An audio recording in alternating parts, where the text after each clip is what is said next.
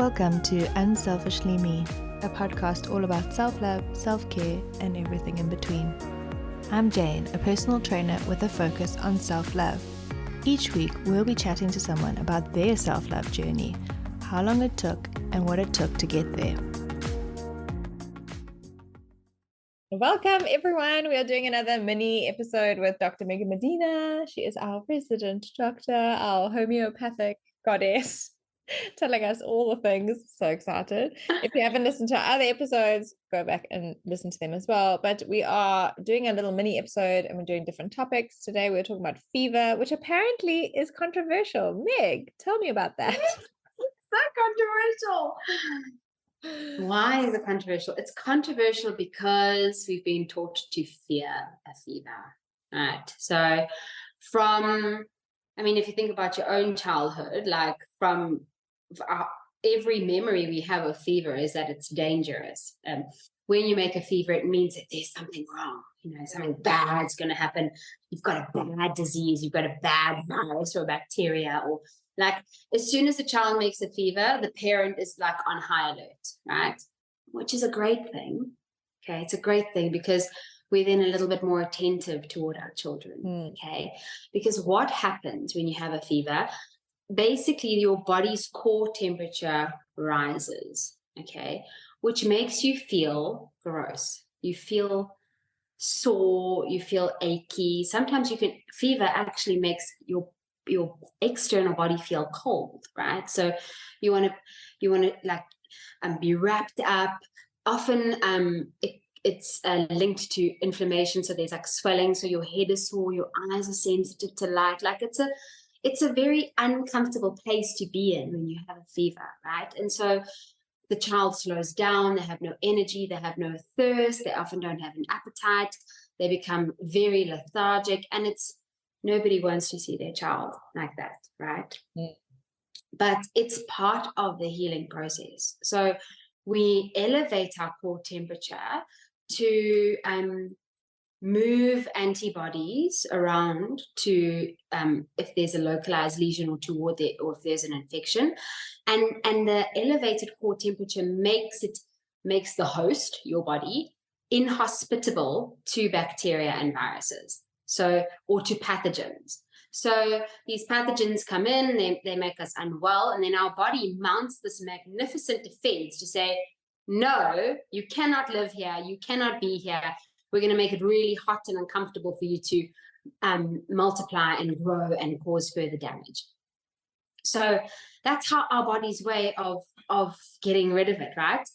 And the secondary is that because the child is so lethargic and weak and shattered, they're not wasting energy running, playing, growing, using their brains, digesting their food. They're not wasting energy there. They're using all that energy to fight off an infection. So that's the whole point of a fever. It's it's our first line of defense, to kill off viruses, to kill off bacteria, and to slow down the growth of pathogens so that the body can heal, right? And at the same time, the child requires deep, deep care in a fever. And we've been taught, because all mothers, all parents care. Of course we care. We love our children. We want them to be well, right? But we've been taught a fever is bad. A fever is a bad thing. A fever is going to cause seizures. It's going to cause brain damage. Your child's going to burn, basically combust and burn and die. Like that's what we've been taught, right? So our first line of defense to a fever is to take an antipyretic to lower the temperature. Okay, but that does our child such a disservice, right? Because as soon as you give the Panado or the Calpol or whatever, they come alive. They're like, oh, I'm feeling so much better. I'm a little bit hungry. Let me go. Can I go play, Mom? I'm feeling so much better. And you're like, yay, my child's better, and off they go.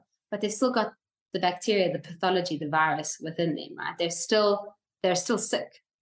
Okay, so we slow down the healing process significantly by suppressing a fever. If we let the fever run its course, usually 24 to 48 hours, the child is unwell, it's crying, it's needy, it's niggly. It's not fun to parent an unwell child, right? restless. Like, so, I mean, some kids, I mean, my Josie like hallucinates. Like her pupils get huge, and she like talks about like she talks and she's hallucinating things. The other time she was laughing, like they're totally out of it. Like that's scary to a parent, right? But like just go with it, support the child in the fever.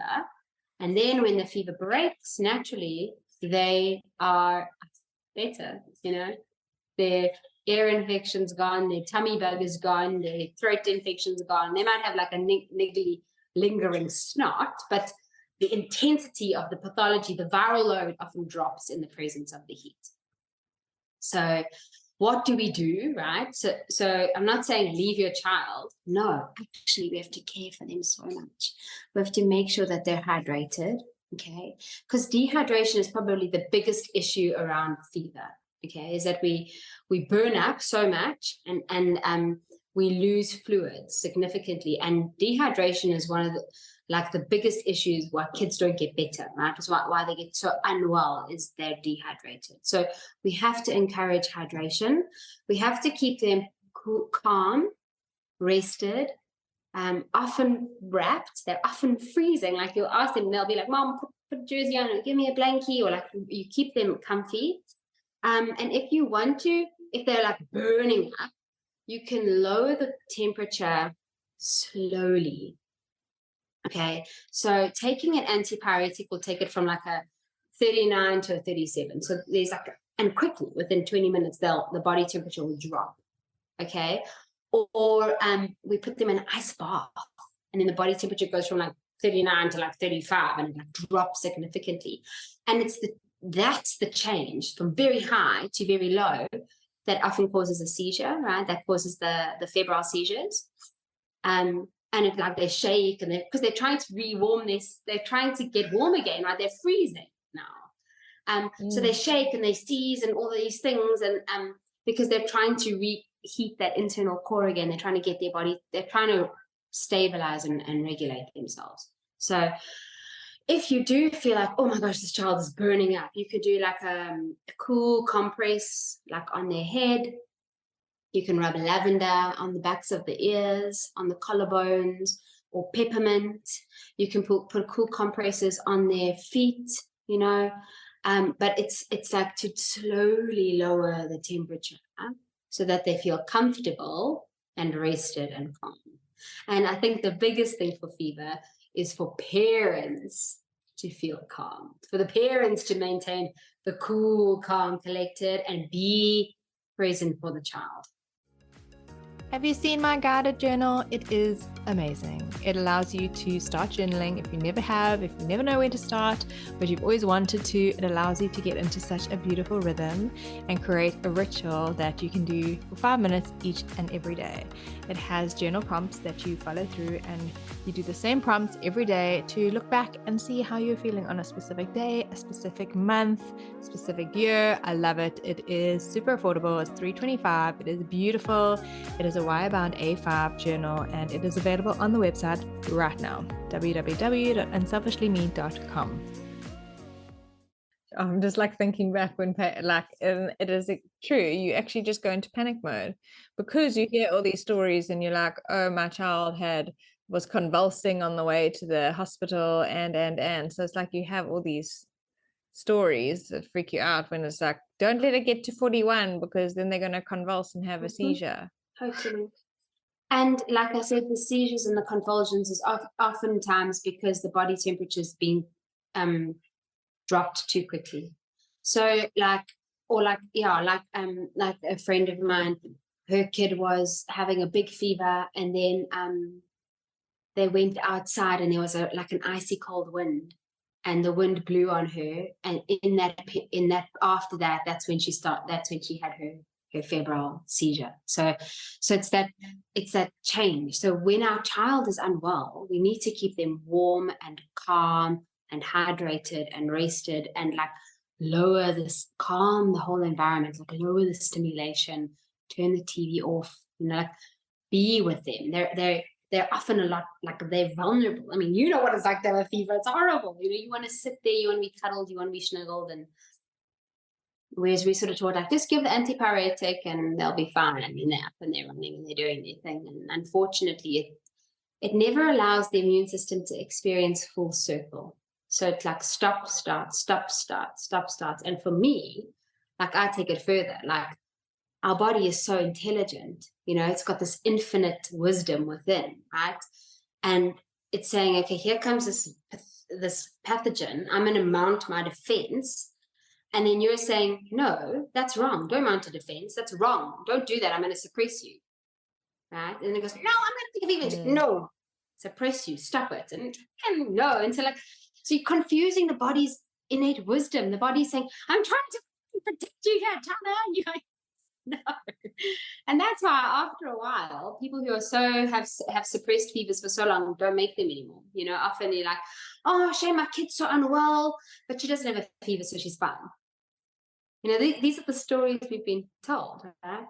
Oh, shame, she's so sick. She's got green snow, she's got ears, she's got tummy aches for whatever, but like, she hasn't made a fever, so she's fine. She doesn't need an antibiotic, or she doesn't need this or that. It's because her immune system goes, I'm not going to make one. You keep telling me I shouldn't do it. Like, I'm not going to make one. Yeah. Wow. That's that is so deeper. Yeah. And that's also when you said earlier, when we started and you said make a fever, I was like, make a fever, but it's true. Like, have a fever, make a fever are actually different things now, because your body literally makes it for your defense. Yes.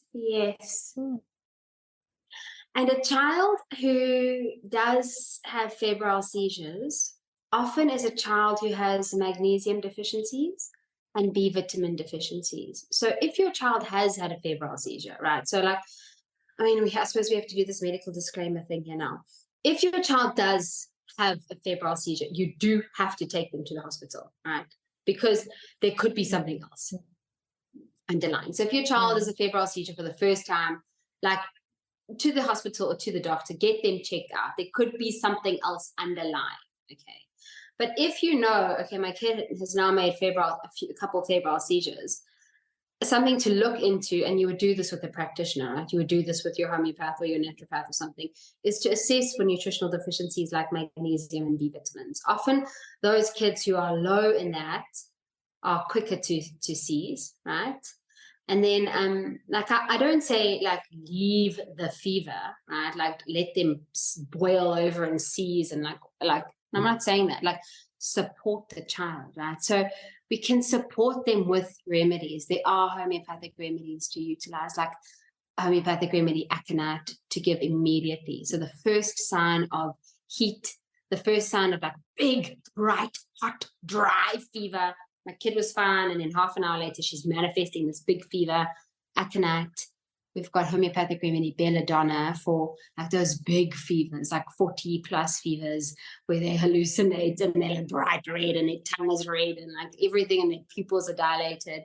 We've got homeopathic remedy belladonna. You've got tissue salts, tissue salts for like those low grade fevers. Ferrum phos is your like low grade inflammation, low grade fever. It just keeps them cool, keeps them happy. The child doesn't need to suffer. No. Right. We don't want them to suffer. You can apply your lavender. You can, you must encourage hydration. You must keep an eye on them. You don't want to leave them be. They do need care.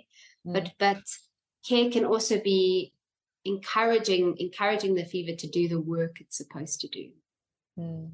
And this is why I say it's controversial, right? Because people are going to come at me now and be like, my child had a seizure. And then it's cool. Then if you don't feel supported, right? If you don't feel supported when your child is having a fever, then you need to do what's going to support you, right? But if you've got a practitioner that you can WhatsApp and be like, yo, we've got a 40-degree fever, what should I do? Help me out here. Then, that helps you as well. I think a lot of the time is we're re-educating ourselves, and we're learning new tools. And sometimes you need somebody to be like, it's cool, I've been there, I've done that, I've seen this, I'm with you, I'll hold your hand, like, let's get through this together, like to be parenting on your own with a 40-degree fever. And it always happens in the night, right? Like, it always happens, like at 9 o'clock at night. Sometimes you just need somebody to hold your hand and to be there with you. Yeah. So is it all case by case of when someone should go to the hospital? If it's like 40 or 41, is there an actual benchmark? Or if you can't You're going to look for other signs of being unwell, right? So yeah. So if the child is non-responsive, okay, so you're talking to them and they don't respond back, that's call for hospital or for emergency care. You know, if the child is vomiting, passing stool, can't keep fluids in, showing signs of dehydration, emergency care. If the respiratory rate is fast, you know, and they're not actually able to oxygenate themselves properly, emergency care. So you need to look for other signs of being critically ill, right? Yeah. And if the child does seize or is having a seizure, you have to be with them, you have to sit with them, you have to, you know, support them, keep them, you know, obviously we don't want them to bite their tongue to fall back, to be with them. And then once the seizure's finished, they often don't remember it, or they're totally freaked out by it and they'll cry, you know. Comfort, love, offer hydration, go to the doctor. First febrile seizure, you always need to go and get assessed as to what's going on, or what underlying thing is going on. Okay, good advice. Yeah. I've seen most of the time, like super high fevers are often like a strep throat, like a throat infection or tonsillitis make a big fever. Ear infections make a big fever. And then a bladder infection, like a cystitis, makes a very big fever. So those like really high ones, those are often, but again, you're going to go and see your homeopath or your doctor or whoever to go and assess what the underlying reason of this fever is. So we need to know why the child's making the fever. Exactly. Well, thank you, Dr. Meg. Don't come at us. We're just trying to help. Exactly. And educate. But if you have any questions, DM Meg on Instagram, Dr. Megan Medina, and she will be happily answer any questions that you have. So thank you, Meg, for joining us today with our little mini-sode. I learned something about fever because I'm always like the panicker, and I'm like checking the temperature all the time, and let's do this, let's have some medicine, let's do this. But it's good to know that it is actually the body's natural defense. Yeah, beautiful. Yes. Thank you, Meg. Okay. My pleasure. Such a pleasure. Okay, we'll see you next week. Bye. Thanks for listening to Unselfishly Me. Follow us on Instagram at unselfishlyme and check out our website www.unselfishlyme.com.